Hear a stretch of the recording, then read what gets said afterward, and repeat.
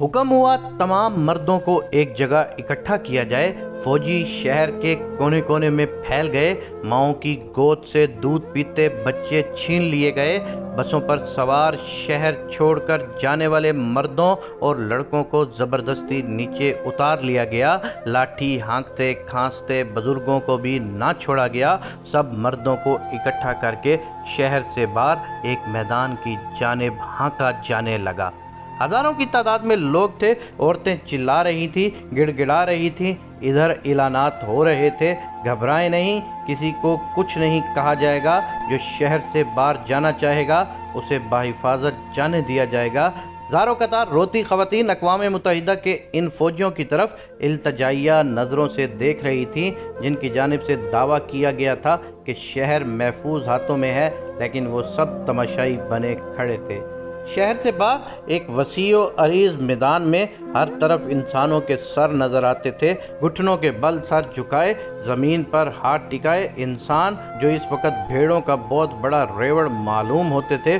10,000 से ज़ायद इंसानों से मैदान भर चुका था। एक तरफ से आवाज़ आई, फायर! सैकड़ों बंदूकों से आवाज़ें बैक वक्त गूंजने लगी। इसके मुकाबले में इंसानी चीखों की आवाज़ इतनी बुलंद थी कि हज़ारों की तादाद में बरसने वाली गोलियों की तरतराहट भी दब कर रह गई। एक क़यामत थी जो बरपा थी। माँओं की गोदें उजड़ रही थी। बीवियां आंखों के सामने अपने सरों के ताज तड़पते देख रही थीं, बेवा हो रही थीं, धाड़ें मार मार कर रो रही थीं। सैकड़ों एकड़ पर मुहित मैदान में खून, जिस्मों के चीथड़े और नीम मुर्दा कराहते इंसानों के सिवा कुछ नज़र ना आता था। शैतान का खूनी रक्स जारी था और इंसानियत दम तोड़ रही थी। इन सिसकते वजूदों का एक ही कसूर था कि ये कलमा गो मुसलमान थे। उस रोज़ 80 साला बूढ़ों ने अपनी आंखों के सामने अपने बेटों और मासूम पोतों की लाशों को तड़पते देखा। बेशुमार ऐसे थे जिनकी रूह शिद्दत गम से ही परवाज़ कर गई।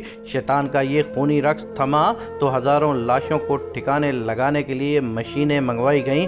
बड़े बड़े गड्ढे खोद कर 500 हज़ार लाशों को एक ही गड्ढे में फेंक कर मट्टी से भर दिया गया। ये भी ना देखा कि लाशों के इस ढेर में कुछ नीम मुर्दा सिसकते और कुछ फायरिंग की जद से बच जाने वाले जिंदा इंसान भी थे।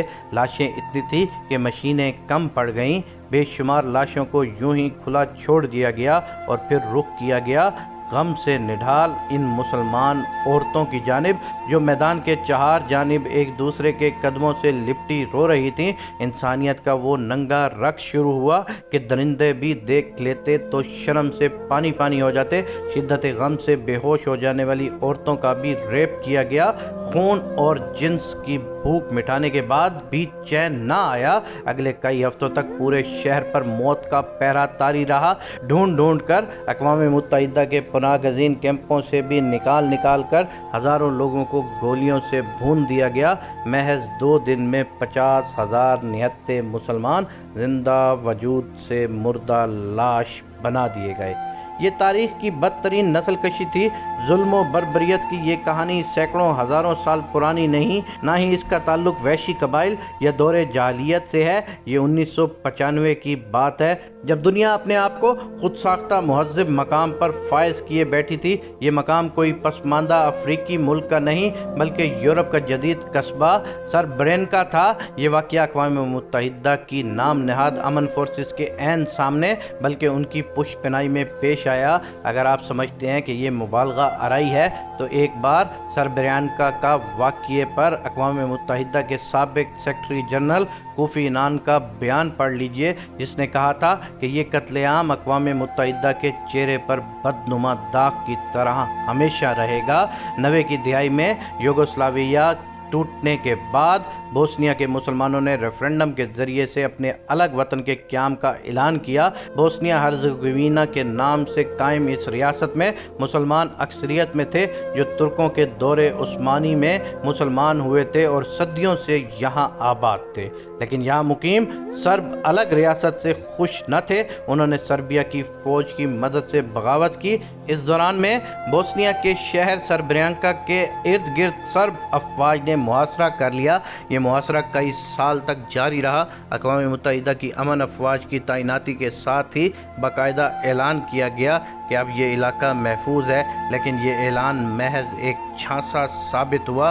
कुछ ही रोज़ बाद सर्ब अफवाज ने जनरल मलाजत की सरबराही में शहर पर कब्जा कर लिया और मुसलमानों की नस्ल कशी का वो इंसानियत सोच सिलसिला शुरू किया जिस पर तारीख़ आज भी शर्मिंदा है। इस दौरान नेटो अफवाज ने मुजरिमाना खामोशी अख्तियार किए रखी क्योंकि मामला मुसलमानों का था। अगस्त 1995 से लेकर अगस्त 2023 तक 28 साल गुजर गए। आज भी महज़िब दुनिया इस दाग को धोने में नाकाम है। ये इंसानी तारीख़ का वाहिद वाक़या है जिसमें मरने वालों की तदफीन आज तक जारी है। आज भी सरबिरांका के गिरदो नवाज से किसी न किसी इंसान की बोसीदा हड्डियां मिलती हैं तो उन्हें अहले इलाका दफनाते नज़र आते हैं। जगह जगह कतार अंदर कतार खड़े पत्थर इस बात की अलामत है कि यहाँ वो लोग दफन हैं जिनकी और कोई शिनाख्त नहीं, माँ सिवाय इसके कि वो मुसलमान थे। गो के बाद में दुनिया ने सर्ब अफवाज की जानिब से बोस्नियाई मुसलमानों की इस नस्ल कुशी में अक़वाम मुत्तहिदा की गफलत और नेटो की मुजरमाना किरदार को तस्लीम कर लिया। केस भी चले, माफ़ियाँ भी मांगी गई, मगर हाय इस जूद पशेमाँ का पशेमाँ होना। अब तो ये वाक़या आहिस्ता आहिस्ता यादों से भी महव होता जा रहा है।